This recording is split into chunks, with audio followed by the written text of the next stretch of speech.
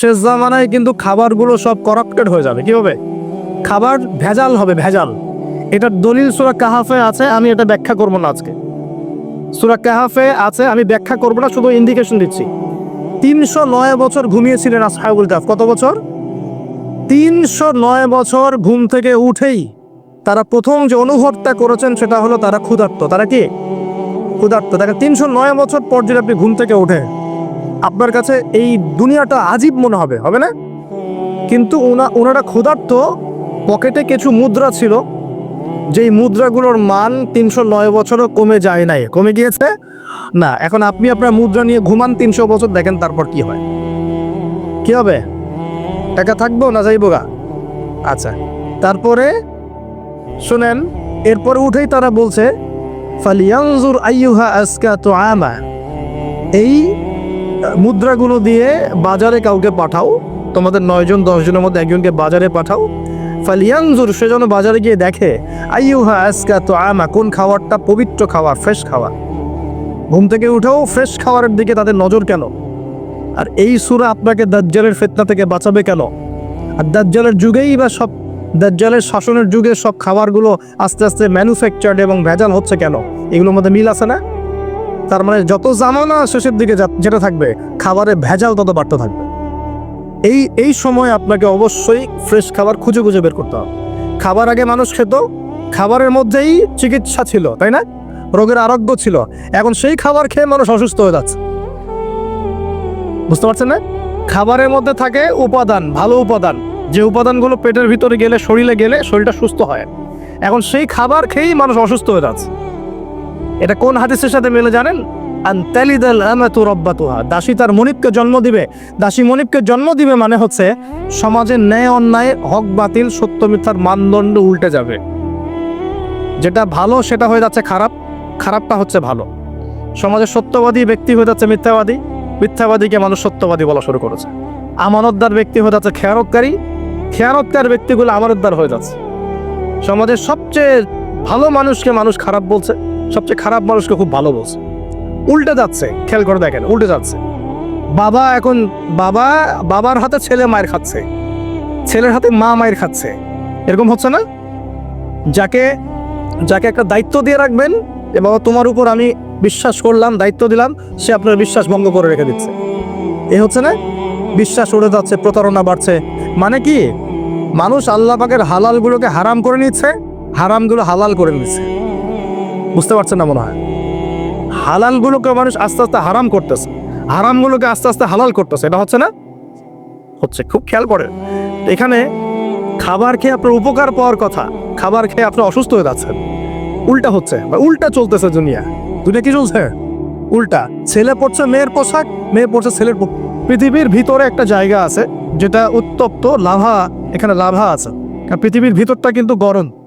উপরেরটা আমরা যদিও দেখি এরকম শিলা, পাহাড় ইত্যাদি, পৃথিবীর ভিতরে কিন্তু আছে লাভা, যেটা সবাই মোটামুটি জানেন। এর ভিতরে একটা জায়গা আছে, ইনার কোর বলে জায়গাটাকে, একদম ভিতরে।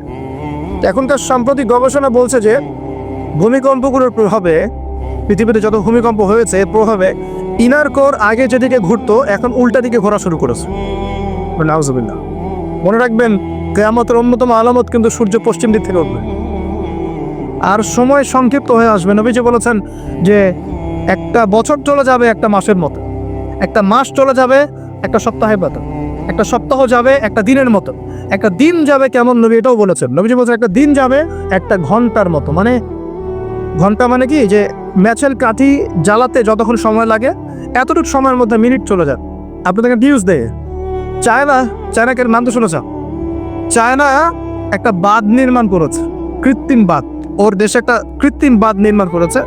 এটা এত শক্তিশালী বাঁধ, ওখানে এত রড, সিমেন্ট আর এই ম্যাটেরিয়ালস ইউজ করা হয়েছে, যেটা এই পাকিস্তান, তারপর ইন্দোনেশিয়া, হ্যাঁ, বাংলাদেশ, এই যে দেশগুলো আছে, এই পুরো দেশটাকে, এই পুরো দেশের একটা বড় অংশকে এই কংক্রিটের নিচে ঢেকে ফেলা সম্ভব। এত বেশি কংক্রিট এখানে ইউজ করা হচ্ছে, চায়না ইউজ করা হচ্ছে, ওরা ইউজ করেছে।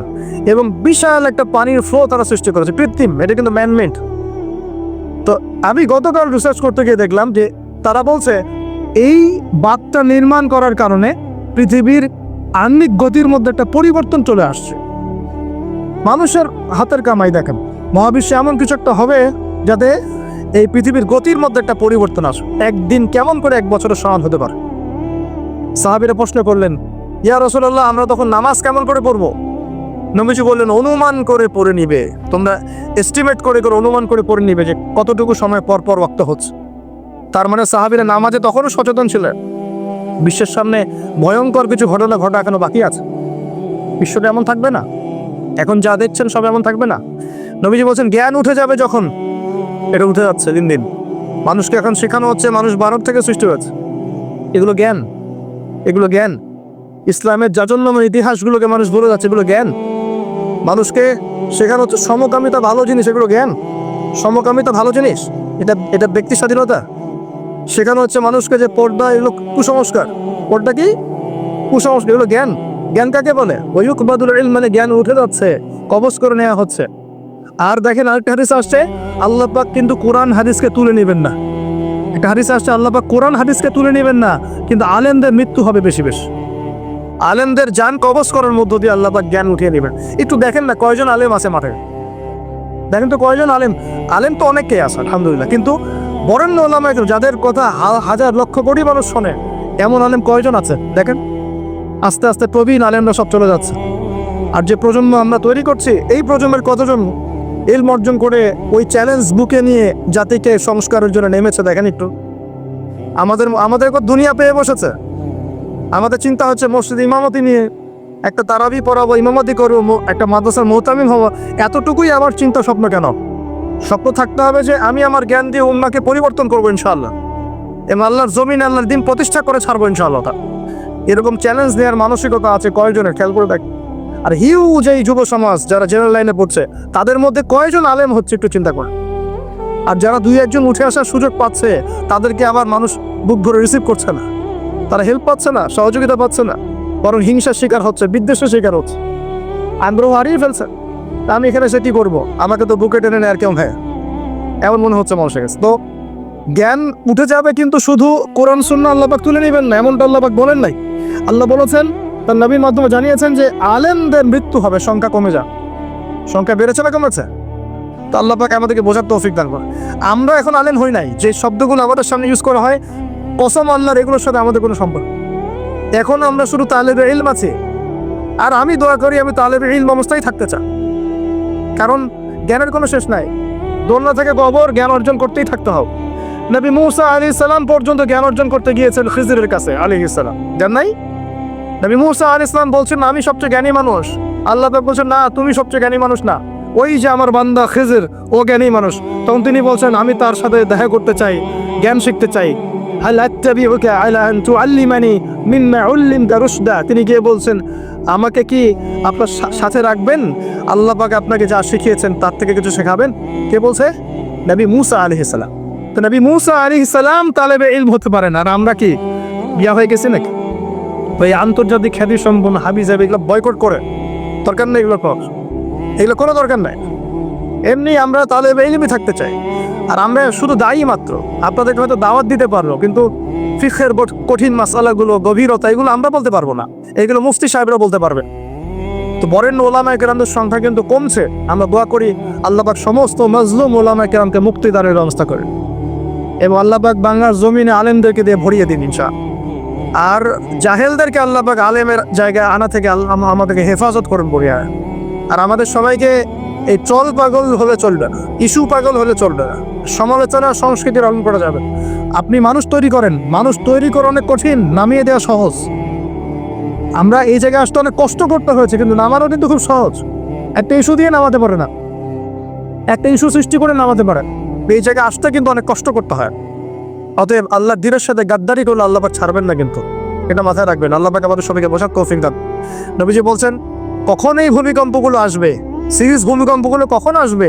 যখন জ্ঞান উঠে যাবে এবং জালজালা বাড়বে, ইয়াতাকারাবু জামান, জামানা কাছাকাছি চলে আসবে।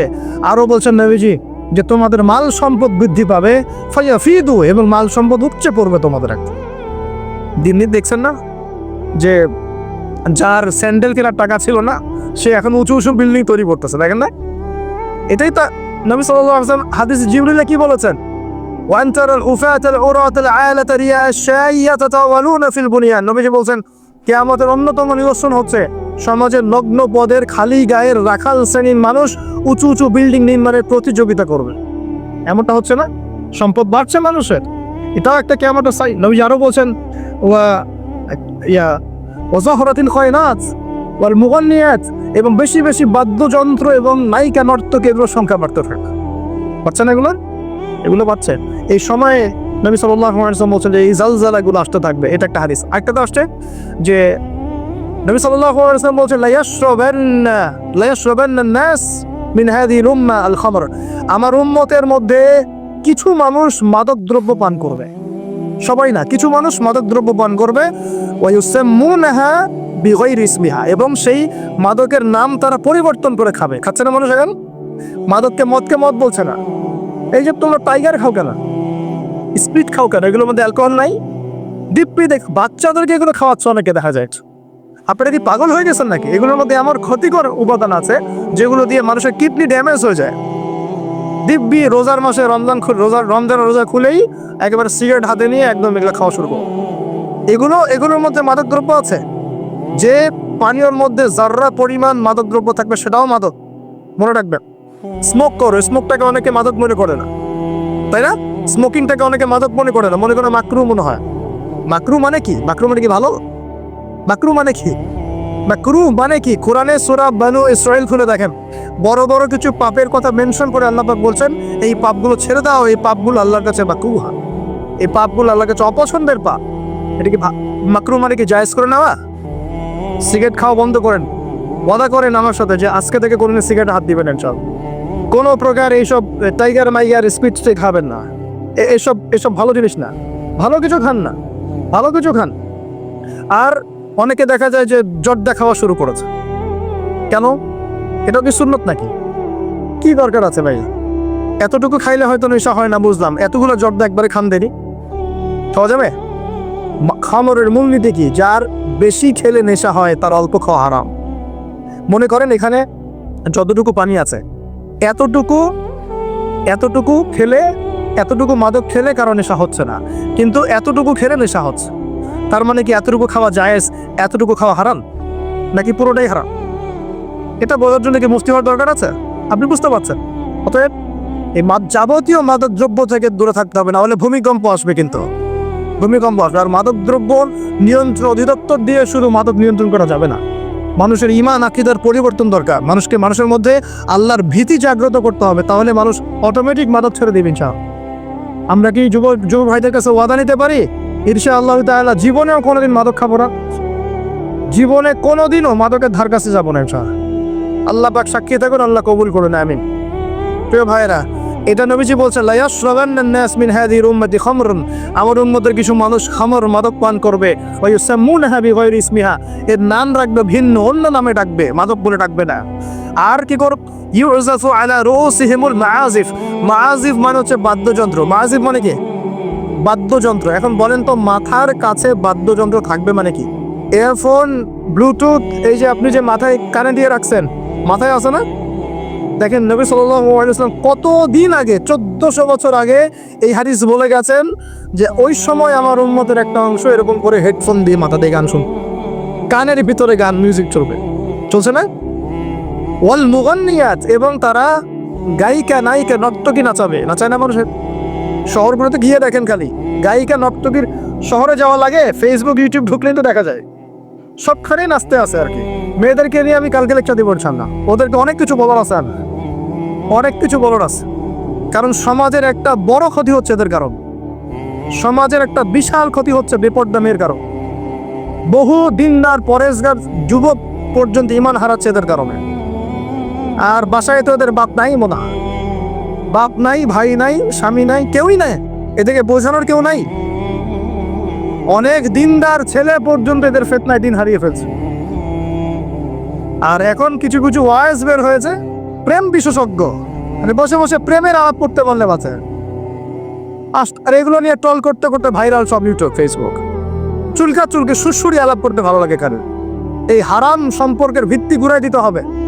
বারবার বলি তোমাদেরকে যে একটা হালাল রিজিকের সোর্স তৈরি করো, তাড়াতাড়ি বিয়ে করে ফেলা। বিয়ে ছাড়া যৌন যৌন চাহিদা, লজ্জাস্থানের হেফাজত, এগুলো করার কোনো বিকল্প কোনো পথ নাই। বিকল্প কোনো পথ নাই। যে পথগুলো দেখা যায় এগুলো হতাশা আরও বাড়াই দিবে, এগুলো আপনাকে আরও জানোয়ার বানায় ফেলবে বিরতে। মেয়েদের ইজ্জত আবরু রক্ষা করা খুব চ্যালেঞ্জের কাজ। মেয়েদের ইজ্জত আবরু রক্ষা করা এত চ্যালেঞ্জ যে কোনো মেয়ে ধর্ষিত হতে পারে। একটা কথা এখন না বললেই পারতেছি না, আমি কিছু রিপোর্ট দেখেছি কিছু কিছু মাদ্রাসায়, কিছু কিছু হিফজখানাতে পর্যন্ত আস্তাগফিরুল্লাহ, যে ছাত্র যারা আছে, ছাত্র, এই ছাত্রদের সাথে এরকম বালাৎকার সমকামিতার কাজ করা হচ্ছে। আমরা বাচ্চাদেরকে পাঠাবো কোথায় তাহলে? এটা আমাদের সাথে হবে কেন? বাচ্চাদেরকে কোথায় পাঠাবো তাহলে?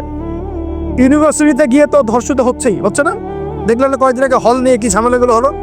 দেখা গেল না যে বড় বড় নেতাদের মনোরঞ্জন করতে হয়? দেখেন নাই? মনে ইডেনের কথা বলছি, দেখেন নাই?